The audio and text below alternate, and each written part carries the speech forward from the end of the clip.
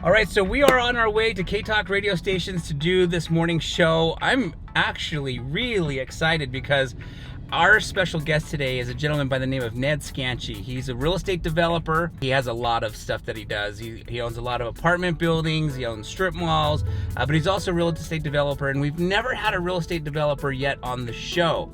So I'm excited to ask him all sorts of questions on what goes into getting land rezoned to put certain products on that particular land, whether it's single family houses or apartment buildings or commercial space. I'm also going to be asking him, for anybody out there who's ever thought about possibly dreaming of becoming a developer, some tips that he would have on how to get started in the real estate developing world. So really exciting because, again, I don't do any real estate development myself, so all of this stuff that we're going to discuss is going to be new to me, so I get to learn a lot, which is always fun.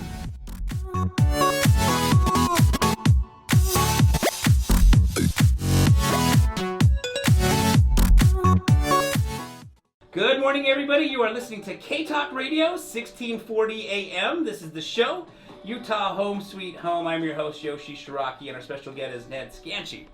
Thank you so much, Ned, for joining me today. Well, thank you, Yoshi. It is a pleasure to be here. I'm excited to talk today and go through some of the topics that we've discussed. If you don't mind, Ned, let's dive into this.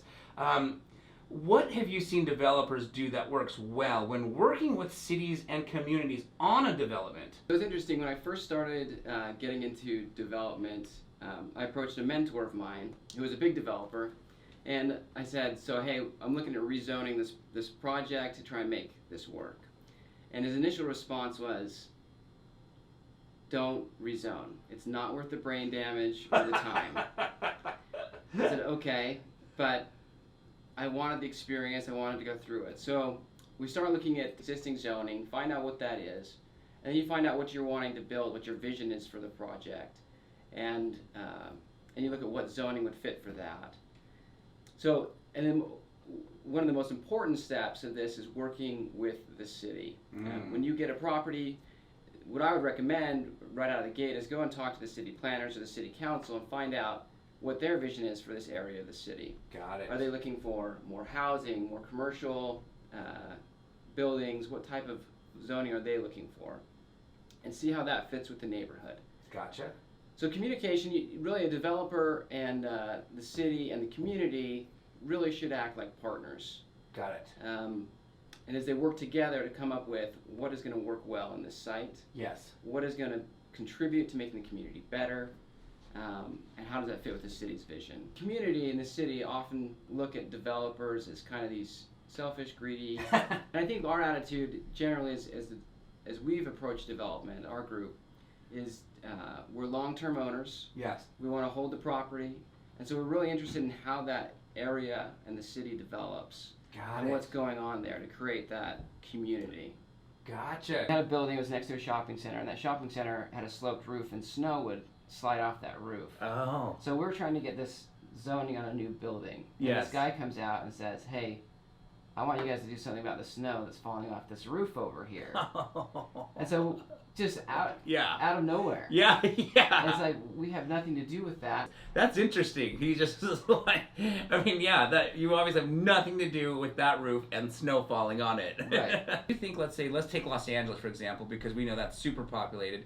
It might be easier to rezone there in high density because people are already used to high density versus here where we're just getting used to it. Do you think that process happens quicker somewhere like that? Yeah, I mean, so the one project, or the projects we have some in San Francisco and in Sacramento, most recently in Sacramento, but I would say that was super easy to get a high density project approved there. Wow. The city was on board, the neighborhood was on board. Got it. And it just happened. I think that is true, is that people are accustomed to the first high density project in a neighborhood is going to get a ton of resistance. Gotcha. And opposition. But if you're the fourth one in the neighborhood, right, that makes sense. No big deal. Yeah. No big deal. So like in 20 years, here it'll be easy. Yeah, I think in some cases. In downtown already, we're seeing a lot more density there. Gotcha. And it's good. We need the housing. Yeah. I mean, the housing costs keep going up, rents keep going up. Yep. And the affordability is a challenge right now. So we need the density, and we talk about NIMBYism, not in my backyard. Right. People say, yeah, I want low-income apartments, and I want more density, but I want you to do it 5 miles away from my house. Right. As we work together as a community, we all need to have an interest in making that work and having those houses. I mean, so the project I was working on in Sugar House, something that came up, is they said, we want you to build these buildings, and we don't want you to build more density, but we also want you to make it affordable for someone working at the bookshop or the library nearby. Right. And slightly tangenting is like, as a developer, they talk about build affordable housing. And in the end, as a developer, we build buildings to house people. Right. So they will be affordable to someone. Yeah. We're not designing buildings that are unaffordable to 100% of the population. Right. So they will be rented, otherwise we're out of business. Right. So, but we do take into account, like, how can we make studio units, which will rent for less than a 3-bedroom unit or something like that. Sure. But there is a lot of hoops that we try and jump through to try and accommodate this making it affordable and new. And you hit on something too when you talked about your fourplex. Yeah. You want to make a 12plex. Is the landowners, they want to be paid Right. a certain price, and as a developer, you're looking at that and saying, well, I can only pay this price if I get 12 units, 18 Right. units, 50 units on this site. Right. And so you try to design a project that you can pay the price that they want, Yep. and get a project that makes a fair return.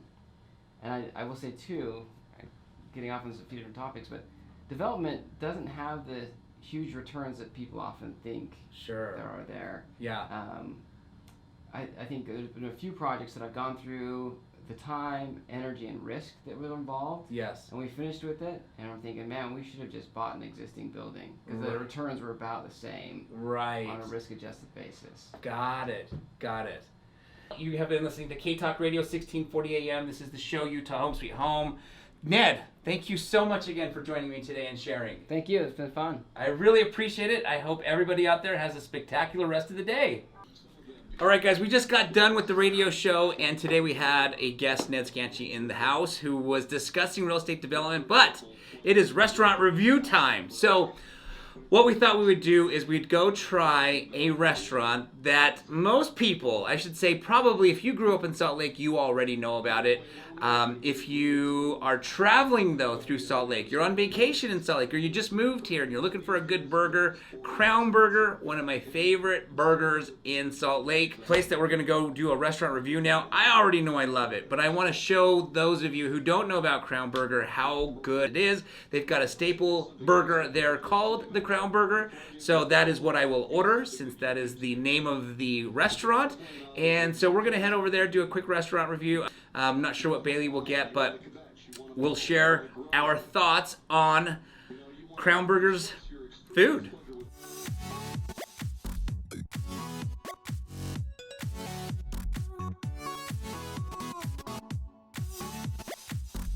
All right, so we're just pulling into Crown Burger now. The inside dining is closed due to COVID, so you can only order food through the drive-thru. Now, Crown Burger has a Crown Burger that you can order, or the Junior Crown Burger. I usually go with the Junior Crown Burger. The Crown Burger is a very big burger, and I'm trying to cut down on my calories, so I usually go with the Junior Crown Burger. And to be honest, the Junior Crown Burger is very big as well. You'll see here in a second. I'll go with their fries. You know, Crown Burger has won awards for their French fries. Their French fries are delicious. So I'm gonna go with the Junior Crown Burger combo. Can I please get the Junior Crown Burger combo? Okay. And that's it. Okay, so you're talking to be 25, 85 the window. Thank you. Thank you. Coolest family. Super, super nice people. Love, one, their food, but two, love also, supporting their business, because they are just super, super cool people. So again, obviously, if you've grown up in Salt Lake City, you know about Crown Burger. Everybody does. But if you're passing by, driving through Salt Lake, you want to grab lunch, just jump off the freeway. There are several Crown Burgers that are conveniently located off the freeway, and grab some lunch. Or if you're here on vacation, definitely grab some Crown Burger while you're here. Or again, if you just moved here, check it out. You'll see here in a minute, the food is really good. Thank you. Can you please wait till you order to the right? Sure. Thank you. You bet. Thank you. Thank you. All right, so their hours, they open at 8 a.m. I did not realize they do breakfast. So I always just come here for lunch and dinner, but apparently you can come here for breakfast too. So I don't know if that's all locations or just this location, but we're on 33rd and State Street. So if you're hungry for some breakfast, you can definitely come here as well. This is smart. Please check your order before you leave, right? Because you don't want to get home and obviously realize your order's missing. But we're not gonna wait to get home because we're doing a restaurant review. So as you could see, this is the Junior Crown Burger, right? Look at that burger. That's still a legit amount of food. And that's the Junior. The Crown Burger's a little bit bigger. Again, this is enough to fill me up. I normally don't even finish this in all my fries. These are the fries that literally have won contests. They've been entered into like different food contests, and these fries are amazing. If you're not from Utah, you may not know about fry sauce, although growing up here as a kid in Salt Lake City, I grew up eating fry sauce at Arctic Circle, and then of course Crown Burger. So this is good stuff right here. I mean, look at this right here. Look, that's a big burger for being a Junior. It's not like a Junior cheeseburger at McDonald's. Let me show you real quick. This is what I love about the pastrami on top, right? So that's what makes the Crown Burger the Crown Burger. And this pastrami is delicious.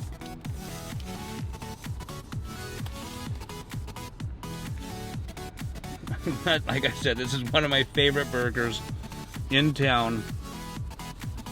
If you like burgers, you definitely need to come to Crown Burger if you have not already.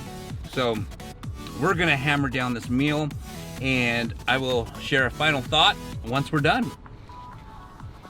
All right, so as you can see, I ate my burger. I almost ate all my fries. I'm literally stuffed. I thought, oh shoot, I should just eat those 4. But I don't know if you noticed, I forgot to mention how packed the fry package was. I mean, so the burgers are big, the fries are big. It's good, healthy, big portions. If you like big portions, you will not be disappointed here at Crown Burger. You know, my final review on it, I think it's delicious, and I really enjoy their burgers. It's, like I said, one of my favorite burgers in town. If you're looking for a good burger, definitely come here. They also have gyros. They also have rice plates. They have, it's owned by a Greek family, so there's a lot of Greek food here too. So just really good food. I highly recommend, if you're ever in the area, whether you're vacationing or you just moved here, definitely try a Crown Burger. So thanks so much for watching today's video. If you like this video, please don't forget to give it a thumbs up. If you have any questions or comments, don't forget to put them down in the comment section below, and don't forget to subscribe to this channel, and I will see you on the next video.